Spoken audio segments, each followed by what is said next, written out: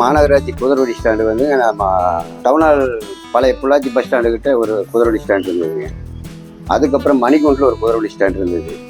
அதுக்கப்புறம் மூணாவது காந்தி பார்க்கில் ஒரு குதிரவண்டி ஸ்டாண்ட் இருந்தது. நாலாவது குதிரவண்டி ஸ்டாண்டு வந்துங்க நம்ம செட்டி வீதி குதிரவண்டி ஸ்டாண்ட் இருந்தது. அந்த செட்டி வீதி குதிரவண்டி ஸ்டாண்டு தான் இது. இது இப்போ வந்து உக்கடம் பைபாஸுங்க. Ukkadam bypass Perur bypass road. இதில் ஹெச்பி பெட்ரோல் பங்க் பக்கத்தால் இந்த குதிரவண்டி ஸ்டாண்ட் இருக்குது.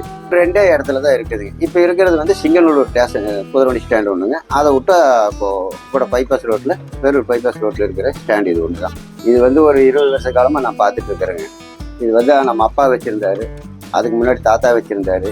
இப்போ அப்பா இருந்த காலத்தில் வந்து அவர் அந்த காலத்தில் வந்து குதிரை வண்டிகள் தான் மெயினாக இந்த பேசஞ்சர் ஆட்டோ இல்லாத காலத்தில் குதிரை வண்டியை தான் அப்பா பிரசவத்துக்காக இருந்தாலும் சரி, ஒரு நல்லது கெட்டது, ஒரு இளவு வீடு சாவு வீடு எதுக்காக இருந்தாலும் குதிரை வண்டி தான் சப்ளை ஆகிட்டு இருந்தது. அது அப்போ இருக்கும்போது அப்போல்லாம் இருந்து அந்த காலத்தில் ஓட்டிட்டு இருக்கும்போது நாங்களும் அவங்க கூட இருந்து இதில் பழகிட்டோம். வேறு எங்களுக்கு இது எதுவுமே தெரியாது. அப்போ இதுக்குன்னு குதிரை வண்டி ஸ்டாண்டுக்குன்னு ஒரு டோக்கன் கொடுத்துருந்தாங்க. அதுக்குன்னு ஒரு அப்பா கையில் ஒரு வில்வை ஒன்று இருக்கும். எல்லா குதிரை வண்டி வச்சுருந்தவங்க அத்தனை பேருக்கு ஒரு வில்வை ஒன்று கொடுத்துருந்தாங்க. அதை வச்சுட்டு அவங்க அந்த காலத்தில் பாடுபட்டு நமக்கு கொடுத்தாங்க. அவர் இறந்ததுக்கப்புறம் நான் இப்போ அதை பராமரிச்சுட்டு அப்படியே வந்துட்டுருக்குறேங்க. இப்போ எனக்கு வேறு தொழில் எதுவும் இல்லை, தொழில் தெரியாது. அதனால இப்போ இந்த குதிரையை வச்சுட்டு ஏதோ இந்த கல்யாண ஃபங்க்ஷன், இந்த 60ஆவது கல்யாணம், அப்புறம் இந்த கோயில் அழைப்பு, சாமி அழைப்பு, அப்புறம் ஏதோ இந்த குழந்தைகளுக்கு காது குத்து, இந்த மாதிரி வந்து இதுகளை நான் கொண்டு போகிறேங்க. அதை விட்டால் சனி ஞாயிறு மட்டும் வாவுசி பார்க் போவோங்க. வாவுசி பார்க் போனால் ஏதோ ஒரு 1000 ரூபாய்க்கு ஓடுங்க. அன்றைக்கி ஓடுச்சுன்னா அதில் இந்த ஒரு வாரத்துக்கான தீனியை நான் சப்ளை பண்ணி கொண்டு வந்து போட்டுருவேன். இப்போ ஒரு நாளைக்கு பார்த்தீங்கன்னா ஒரு குதிரைக்கு, இந்த குதிரைக்குன்னா ஒரு நாளைக்கு சின்ன குதிரையாக இருந்து ரேக்லா ரேஸ் போடுற குதிரையாக இருந்தால் ஒரு நாளைக்கு எப்படி இருந்தாலும் ஒரு 700 இல்லை 800 வேணும் பராமரிப்பு. ஏன்னா அந்த அளவுக்கு சத்தான சாப்பாடு கொடுக்கணும். இதான் இப்போல்லாம் விலைவாசி எல்லாமே மாறி போச்சுங்க. அப்போல்லாம் கொள்ளு 20 ரூபா 15 ரூபாய்க்கு இருந்ததுங்க. இப்போல்லாம் கொள்ளு கிலோவே 70 ரூபா 80 ரூபா. கொள்ளு, கேரட்டு, பாதாம் பிஸ்னு, முந்திரி, பச்சைப்பயிறு, நிறைய நம்மளுக்கு என்னென்ன நம்ம மனுஷன மாதிரி தாங்க. நம்ம என்ன ஊட்டச்சத்து சாப்பிட்றோமோ அதே மாதிரி அதுக்கு கொடுக்கணும். டெய்லி ஓட்டணும், டெய்லி தண்ணியில் கொண்டு போய் போடணும். இது வந்து காட்டியாவடி. இது காட்டியாவடி ஃபங்க்ஷனுக்குன்னு இருக்கிற போதுங்க. ஃபங்க்ஷன் இப்போ கோயில் ஃபங்க்ஷனு இதில் என்ன இதுகளுக்கு வந்து அந்த அனுபவம் இருக்குது.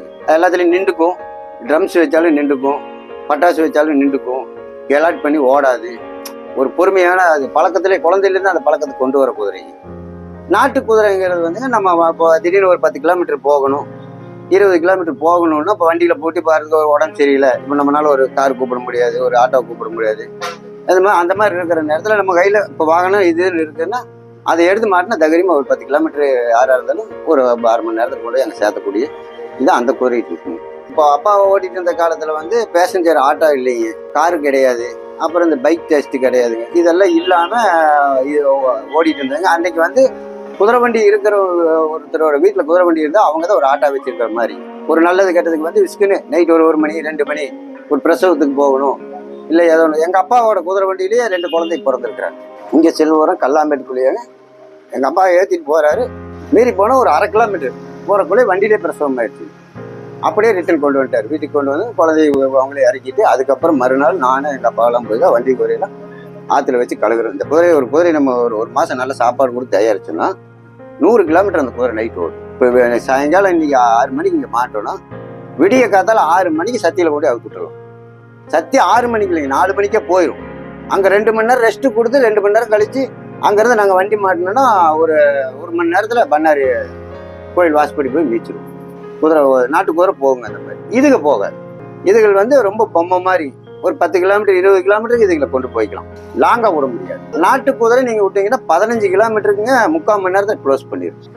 அதில் பெரிய செட் குதிரை இருக்குங்க. அந்த குதிரையை வந்து 18 கிலோமீட்டர் க்ளோஸ் பண்ணும். 9 கிலோமீட்டர் போய் 9 கிலோமீட்டர். இப்போ குதிரை எல்லாமே பார்த்தீங்கன்னா யாருமே ஜாஸ்தி யூஸ் பண்ணுறது இல்லைங்க. எல்லாம் விலைவாசியெல்லாம் ஏறி போச்சு, மேவு எல்லாமே. அதனால் எல்லாருமே இப்போ அப்படியே எல்லாம் கம்மி பண்ணிட்டாங்க. மெயின் பார்த்தீங்கன்னா இப்போ அந்த ரேக்லா ரேஸுக்கு மட்டும்தான் குதிரைக்கு வச்சுருக்காங்க. இப்போ யாராவது இந்த தோட்டந்தொரவில் இருக்கிறவங்க இந்த காட்டியாவடி குதிரை, பெரிய குதிரையை ரைடிங் போகிறதுக்கு, குட்டி எடுக்கிறதுக்கு இந்த மாதிரி யூஸ் பண்ணுறாங்க. இது பார்த்தீங்கன்னா இந்த ரேக்லா ரேஸ் ஓட்டுறதுக்குங்க நாட்டு குதிரைம்பாங்க. மைலேஜ் ஃபுல்லாக ஜாஸ்தி போகுங்க. ஒரு காலத்தில் நீங்கள் ஒன்றும் வேணாங்க, ஒரு 25 வருஷத்துக்கு முன்னாடி நீங்கள் பார்த்தீங்கன்னா செட்டிவீதி ரோட்டில் மட்டும் ஒரு 30 குதிரை வண்டி நிற்கும். அப்புறம் இதுகிட்ட எடுத்துட்டிங்கன்னா பெரியாஸ்பத்திரி கிட்ட எடுத்துட்டிங்கன்னா அங்கே 5 குதிரை ரெடியாக நிற்கும்.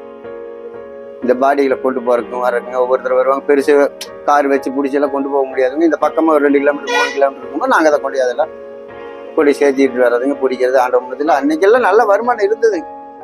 அதை பயன்படுத்தலையும் இன்னைக்கு ஆண்டவமரத்தில் அழிவு, இந்த மாதிரி அழிவுங்கிறது நினைச்சு பார்க்கல, அழிவு வந்துடுச்சுங்க.